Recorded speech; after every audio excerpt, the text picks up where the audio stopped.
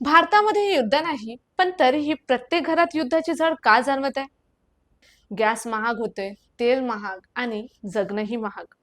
नमस्कार, आपण पाहत आहात देववाणी न्यूज सत्याची गर्जना. आज आपण बोलणार आहोत ते महागाईच्या त्या सत्याबद्दल जे थेट तुमच्या खिशांवर परिणाम करते. जगभरात सुरू असलेले संघर्ष जसे की रशिया युक्रेन वॉर आणि इस्रायल हॅमस कॉन्फ्लिक्ट हे फक्त त्या देशापुरता मर्यादित नाही, तर त्याचे परिणाम आता भारतातही स्पष्ट दिसत आहेत. युद्धामुळे सर्वात मोठा धक्का बसतो तो तेलाला. क्रूड ऑइलचे दर वाढतात, ट्रान्सपोर्ट महाग होतो आणि मग प्रत्येक वस्तूचा दरही वाढतो.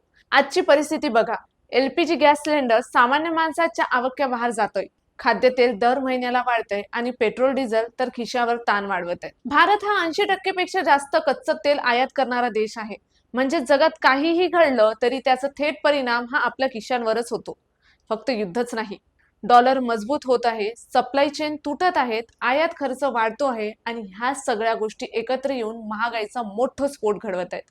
आज सामान्य माणूस फक्त एकच विचारतोय, कमाई तितकीच पण खर्च दुप्पट का? तज्ञ सांगतात जोपर्यंत जागतिक परिस्थिती ही स्थिर होणार नाही तोपर्यंत महागाई कमी होणं कठीण आहे.